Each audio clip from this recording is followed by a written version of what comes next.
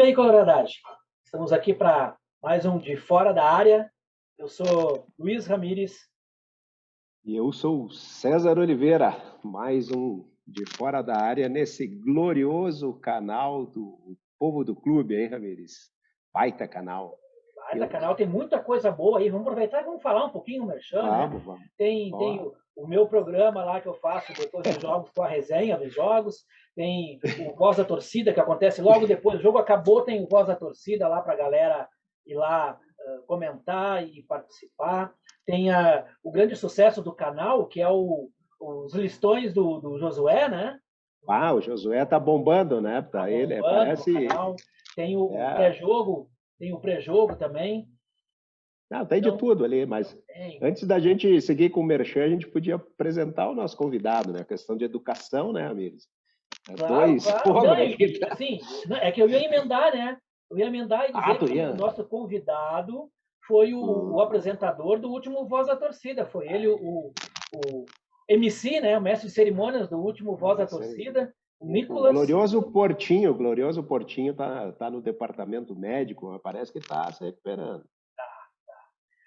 Então, o Nicolas de Novo Hamburgo veio, se dispôs aqui a estar com a gente hoje para contar algumas histórias ali da região do Vale dos Sinos e daquela turma maravilhosa ali de Novo Hamburgo, A né, gente, Nicolas? e a gente, deixa só antes do Nicolas falar, só lembrando aí os nossos mais de 100 espectadores, que a gente falou que a gente não ia botar DDD 51, mas estamos abrindo, né? Vale dos Sinos ali é 51, mas a gente chamou o Nicolas aí, porque a gente quer saber como é que é morar em Novo Hamburgo, tá do lado de Porto Alegre, né? Tá ali do ladinho.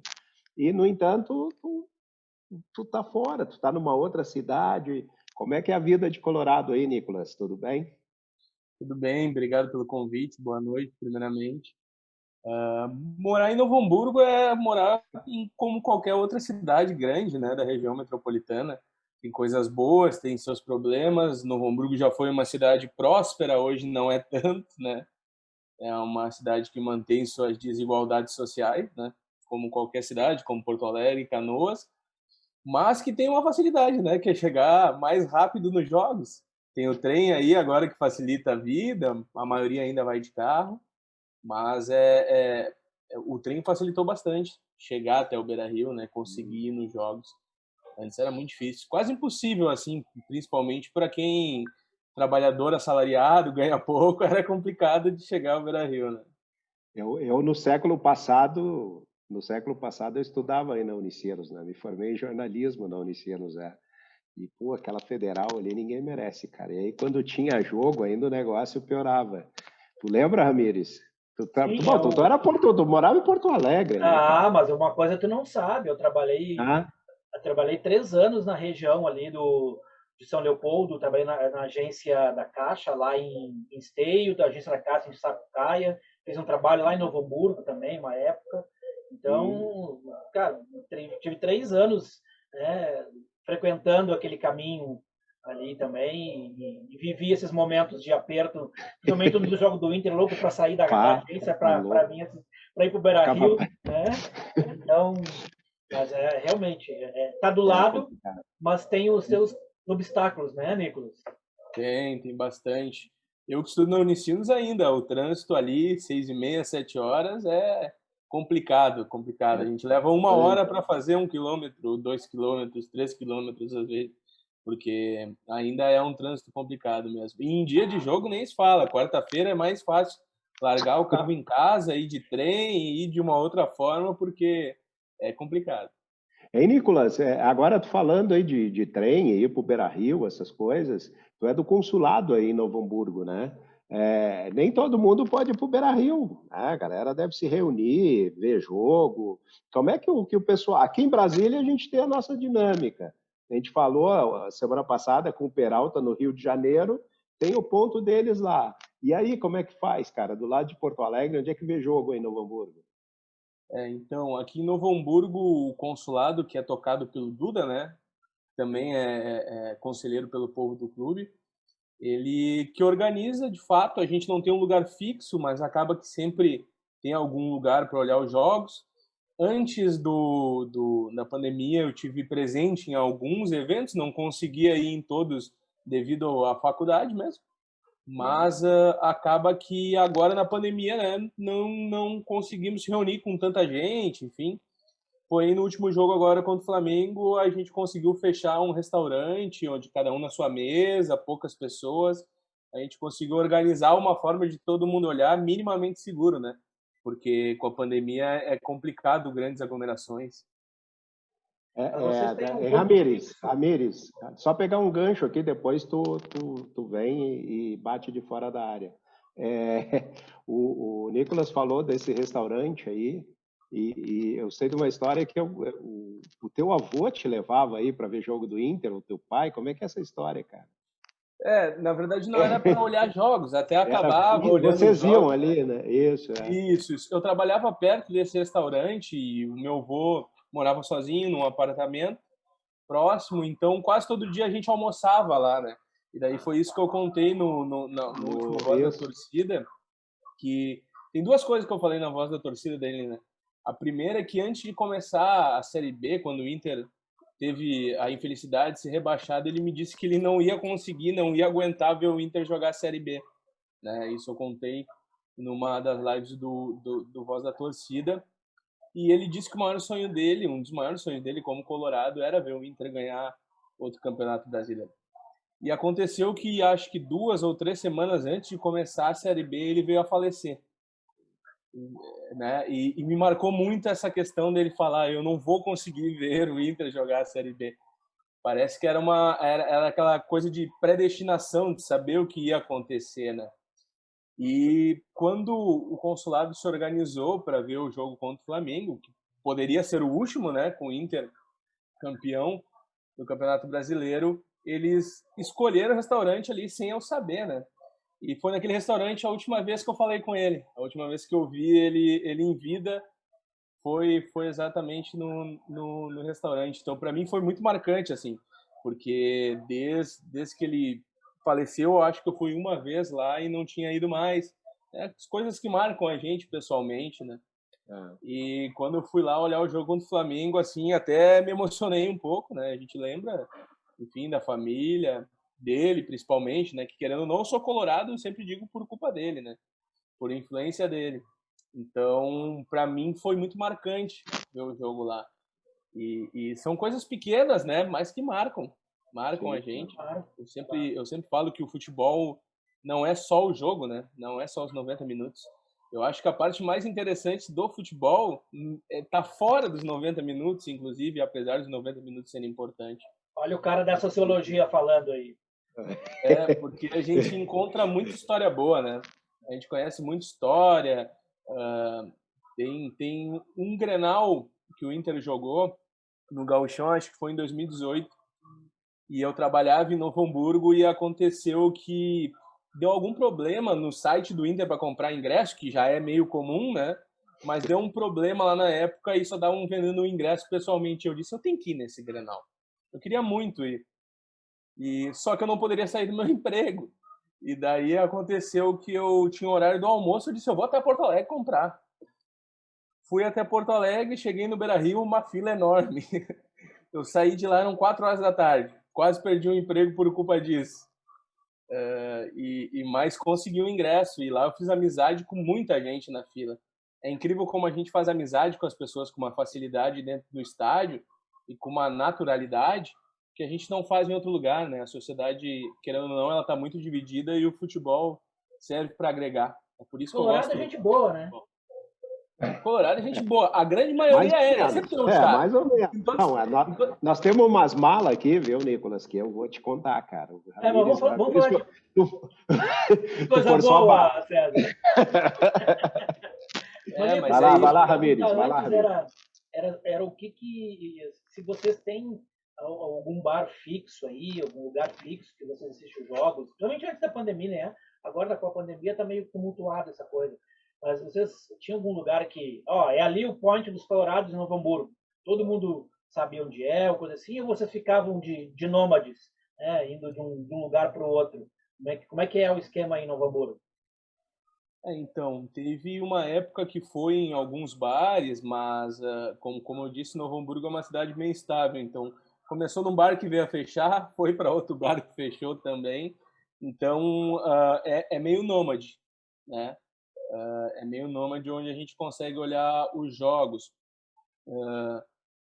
Até porque muitos deles, alguns bares são identificados com o nosso rival, então é uma coisa que às vezes complica para conseguir um lugar em Novo Hamburgo, mas o meu grande sonho é que a gente consiga ter um espaço, enfim, físico que seja do consulado no futuro para olhar os jogos, né? Porque seria muito massa ter um lugar específico onde o lucro também naquele lugar fosse para o consulado, conseguisse se reverter em ações, né?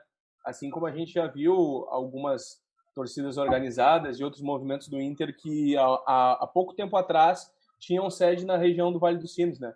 Mas que acabaram, enfim, fechando ou não conseguiram se sustentar. Tem vários consulados aí pelo Rio Grande que têm as suas sedes, que se reúnem, que vão muito além do futebol, né? Fazem ações sociais e por aí vai. Mas vou te cortar, Nicolas. Hein, Ramires? Vamos dar uma olhada nas imagens lá de Novo Hamburgo? Vamos dar uma espiadinha como é que é a bagunça lá. Vamos ver como que eles fazem em Novo Hamburgo. Espere aí.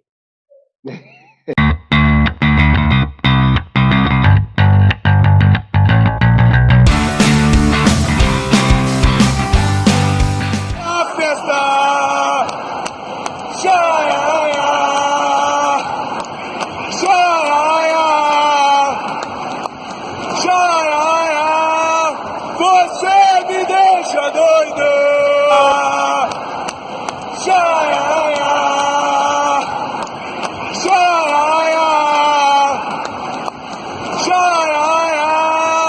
Você me deixa doido!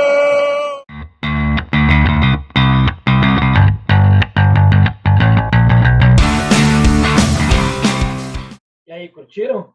Bagunça boa, né? Sempre, né? Coloradagem é isso aí. Terrível, hein? Bonito.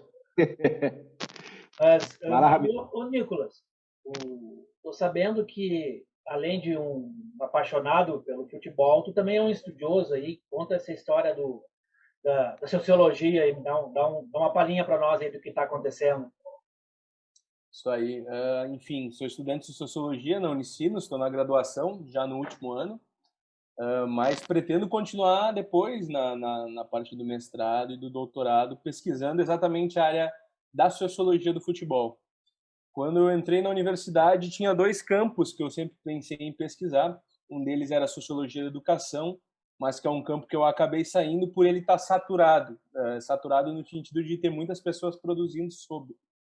E a sociologia do futebol é um campo que no Brasil ainda é muito pequeno.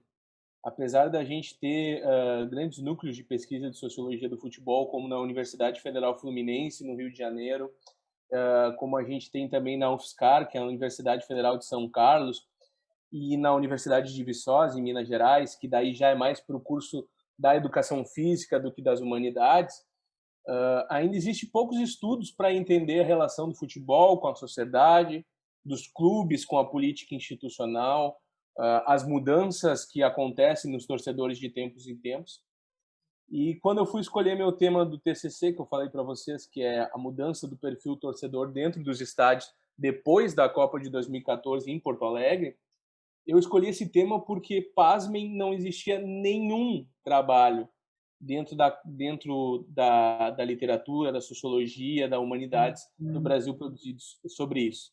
A gente já está em 2021 e não existia nenhum trabalho, né, especificamente em Porto Alegre, em outras regiões, mas no formato que eu quero fazer não existia nenhum que dizia o porquê e como mudou esse perfil do torcedor dentro do estádio, né? E a gente que vai em estádio, a gente percebe, né? A gente pode falar no processo de elitização do estádio, né, que aconteceu com a Copa do Mundo, tornar tudo em grandes arenas multiuso, onde o futebol não é o principal evento, né? Eles produzem estádios para show, como a gente viu aí o nosso rival quase tendo que abrir mão do estádio que não é deles, mas quase tendo que abrir mão para o show e não ia poder ter um jogo. Então, existem vários fatores, né, que eles mostram para a gente o que leva o futebol a ser como ele é hoje, né?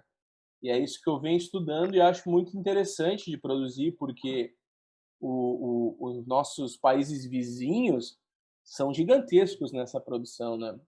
Eu, em 2018, quando estive na Argentina, me apaixonei pelo que é produzido de sociologia do futebol lá, anos-luz da gente, no Brasil. Essa coisa de fazer um trabalho sobre um assunto quase inédito, né? Ao mesmo tempo que dá muito prazer, dá muito trabalho também, porque a gente não tem muito material de pesquisa. Eu sofri um pouquinho isso quando fiz o meu agora da pós, sobre a implantação da Lei Geral de Proteção de Dados também, que era uma coisa nova, não tinha quase nenhum trabalho na área, né? E bom escrever, porque tu consegue colocar tuas ideias de uma maneira melhor, mas difícil de tu pegar referências, porque tem pouco material, né? Então, meus parabéns aí, boa sorte com o trabalho, né? Acho que vai ser muito importante. O Inter tem um trabalho, acho, um pouco até na contramão disso, né? Graças muito ao povo do clube, né? Que conseguiu colocar a questão do sócio popular lá, da Academia do Povo, né? Então, é um excelente prato, né? Para essa pesquisa e realmente... Eu tava pensando aqui que tu estava falando, eu estava pensando numa outra pauta, Ramires, que é a gente fazer um programa aí de fora da área só sobre a Coreia, né, do Beira-Rio, contar algumas histórias sobre a Coreia. E aí, dentro do que o Nicolas estava... Claro, o desafio de fazer um trabalho desse é gigantesco, mas o que mais me instiga é a mudança do tratamento, sabe? Tu chegar em algumas arenas, alguns estádios, e não ter diferença alguma de tu estar entrando naquele estádio ou entrando no Itaú, né? Tu ser tratado como cliente, não como um torcedor apaixonado, né? Então, isso eu acho que é terrível, né? No início a gente falava ali da capacidade que o futebol tem de nos aproximar, né? No estádio, tu faz amizade, tu conhece pessoas, e isso é um ativo. E é engraçado que esse novo modelo acaba com esse ativo, né? Que é a paixão, né? Tu quer tirar as pessoas o que elas têm de melhor, que é a paixão, e torná-las simplesmente cliente, número de carteira, pagar o ingresso, comer o cachorro-quente, assiste o jogo, vai embora. Ela modifica a paixão, né? Na verdade, ela modifica a paixão em consumo. Tem um escritor alemão, o Adorno, sociólogo, que ele fala sobre a indústria cultural, né? Que é uma indústria que ela é gerida para o entretenimento, né? Em linhas gerais seria isso. É uma grande indústria, essa indústria cultural, que ela torna tudo linear e tudo se torna produto, né, dela. E o futebol, querendo ou não, nos últimos 30, 40 anos, ele foi englobado nessa literatura do Adorno, tanto que eu já fiz um trabalho utilizando ele, escrevendo sobre futebol, mostrando principalmente a questão depois da Copa, né? Porque eu sempre reforço isso, que para mim a Copa de 2014 ela foi um marco de elitização total assim do futebol brasileiro. A gente tinha um início de um processo a partir dos anos 2000, quando já se começa a trazer um modelo europeu de campeonato para o Brasil, que começa a ser por pontos corridos, enfim, esses processos de elitização eles vão acontecendo gradualmente, de o ingresso subir, da Coreia, dos espaços populares dos estádios irem sumindo, de se tornar sócio cada vez ficando mais inviável. Então, o ápice disso, para mim, é 2014. É a Copa do Mundo. A Copa do Mundo, ela só juntou tudo num balaio só, num campeonato só, e disse, é isso que vai ser agora. Né? E querendo ou não, a partir de 2014 aí, a gente vai ver muita gente que nunca voltou para o estádio, né? Antes disso já tinha, mas gente que não consegue voltar, que fica refém de agora, aqueles R$40 que daqui a pouco ele gastava para ir no estádio, agora o que ele gasta pagando um pay-per-view. Se modificou o estilo de consumo. Se tirou a galera, o povo mais humilde do estádio e deu para eles o pay-per-view. Foi isso que foi feito, que a CBF fez, que a FIFA fez, que várias confederações fizeram. E é muito pouco falado no Brasil. Esse é o grande problema, né? E quando eu me estendo falando isso, é porque quando eu fui para a Argentina, eu vi muita gente das torcidas dos clubes argentinos dizendo assim, ó, a gente não quer uma Copa do Mundo aqui se for mexer nos nossos estádios. Se for para tornar mais caro. Não, e lá, imaginando... Nicolas, só te interrompendo, essa questão virou questão de Estado.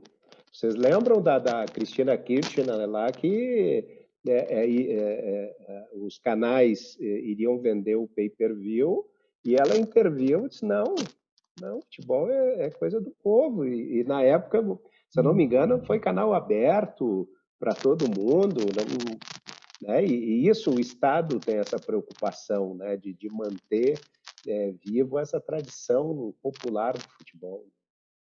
Exatamente, é de entender, né? É de entender que como o futebol ele é uma instituição que mexe com paixões, ao momento que tu tira essa galera que participa ativamente disso, tu começa a tirar a regularidade da sociedade, porque o cara que deixa de ir no estádio, ele tem que achar uma outra válvula de escape para se divertir, né? Para se entreter. E é por isso que foi criado os pay-per-views. Os pay-per-views são resposta para isso. Pay-per-view, para mim, é um exemplo máximo de programa criado para a galera que eles queriam tirar do estádio. Eles tiraram do estádio, deram um pay-per-view e enfiaram a galera lá que tinha dinheiro mais elitizada dentro do estádio. Ponto. Foi isso que aconteceu. E no Brasil é muito pouco falado. Eu espero que essa área da sociologia do futebol se torne muito grande no futuro, né? E acho muito curioso para ver esse teu trabalho aí no final. No final do ano ele está saindo. Beleza. Boa sorte aí. Eu tenho uma curiosidade que é sobre aquele período que o Inter fez uns mandos de campos aí em Novo Hamburgo. Né? Tu chegou a vivenciar aquilo? Como é que foi aquilo aí para vocês? Então, eu vivenciei de ter ido em alguns jogos, assim, mas eu era muito jovem ainda, então eu não ia em todos, ainda era menor de idade, enfim, tenho 24 anos hoje, mas vivenciei sim, e foi legal durante uma época, apesar do estádio do Novo Hamburgo, né, do clube que cedeu o estádio ao Inter, que o Inter alugou, enfim, não ser mais no lugar que era, né, faz alguns anos, acho que 12, 13 anos, que o Novo Hamburgo saiu do centro da cidade e foi para uma outra área, e na época ainda o trem não tinha acesso até lá, né? Não tinha o trem do centro até o estádio, então era um pouco complicado, né? Novo Hamburgo é uma cidade complicada com transporte público, mas vivenciei, fui em 2 jogos, foi legal, né? Eu me lembro que o pessoal de Novo Hamburgo gostou muito, porque não precisar se deslocar até Porto Alegre era uma vantagem, mas ao mesmo tempo a estrutura de estádio assim era muito precária, né? O Novo Hamburgo, com todas as dificuldades que um clube pequeno tem, eles têm, acho que uma arquibancada que tem isolamento para chuva, né? E as outras arquibancadas eram improvisadas de madeira ou enfim de cimento.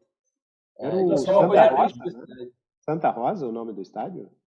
O Santa Rosa era o estádio antigo. Era o anterior. Isso, era o anterior. Qual é o nome agora, sabe? O novo estádio eu não sei. Eu acho que é Estádio Novo Hamburgo, talvez. Mas o Santa Rosa é engraçado que o primeiro jogo do Inter eu não vi no Beira-Rio. Eu vi no estádio Santa Rosa, né? Eu ia te perguntar isso, cara. Quando é que foi a primeira vez que tu foi no Beira-Rio? Eu lembro quando é que eu fui. Tu lembra? Primeira vez que eu fui no Beira-Rio não foi nem com a família, assim, porque, como eu disse, meus tios iam em jogos, enfim, mas eu não ia tanto, né? A questão de ter medo, receio de uma criança, enfim, adolescente ir no estádio. Aquela questão da violência, né? Que sempre queriam esse ar que o estádio é violento, que não se deve levar a família. Mas a primeira vez que eu fui no Beira-Rio, acho que foi em 2008, foi uma viagem do colégio, esses passeios que o Novo Hamburgo faz, levando até os estádios. Hoje em dia já não faz mais, infelizmente. Acho triste isso. Mas foi muito legal que o Inter estava em treinamento e o primeiro jogador que passou do meu lado, assim, eu me lembro que eu tenho uma foto que eu tirei a grade com ele atrás, era o Guinha Azul. na época. Olha, Azul. el Cholo. Isso, e eles estavam treinando e a gente criança lá incomodando para tirar foto, né? Mas eles foram bem receptivos, foi bem legal. Foi a primeira vez que eu fui no estádio. Lembra, Ramires? A primeira vez que tu viu o Inter, não?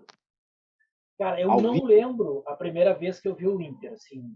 Quer dizer, eu tenho flash de alguma coisa, mas eu não sei que Eu jogo lembro foi, porque para mim foi traumático, mas depois eu conto. não sei que ano foi, essas coisas, assim, isso não, na minha memória não está à disposição, né? Ah, que coisa, cara. Eu fui, na verdade, a primeira vez que eu vi o Inter, assim que eu fui a estádio, foi em 79, que eu já contei até, né? Eu consegui o ingresso, fui lá, Arapiá, enfim. Mas assim, a primeira vez que o troço me pegou mesmo foi um jogo que o meu tio, falecido tio Paulinho, gremista, me levou ao Olímpico. O Olímpico estava sendo ampliado e ele me levou para o meio da torcida do Grêmio, cara. E eu tinha um blusão azul marinho, e botei a camisa do Inter por baixo e botei aquele blusão. E o jogo era às 4 horas da tarde, tipo março, abril, já tá uns 40 graus, velho. E aí a estreia do Batista no Grêmio. Eu Falei que era traumático. Esse jogo me marcou. Eu tinha ido em outros, mas esse foi muito. Eu tenho uma história parecida. O Rafael Bandeira dos Santos é primo da minha mãe. Mas isso é para um outro programa que eu vou contar para vocês. As vidas ao Olímpico. A primeira vez que eu vi de jogo, como eu disse, foi no estádio de Novo Hamburgo, porque menor de 12 anos entrava nos estádios sem pagar, e um dia eu disse, eu vou no jogo. E daí, eu fui no jogo, era no centro, né, numa região central da cidade, e pro futebol aqui da cidade, assim, falando, é triste o estádio ter saído do lugar. Era muito mais próximo do centro. Era perto da FENAC lá, né? Agora é depois da FENAC. Na verdade, o estádio do Novo Hamburgo hoje é quase São Leopoldo. É na divisa da cidade. O estádio do centro da cidade acabou saindo pela especulação imobiliária. Hoje em dia tem 2 prédios gigantescos lá, né? Infelizmente. Não, isso é uma pena, né, Nicolas? Assim, a gente fala do Olímpico, tudo, mas é um estádio com tradição, o irmão nunca devia ter aberto mão daquilo ali.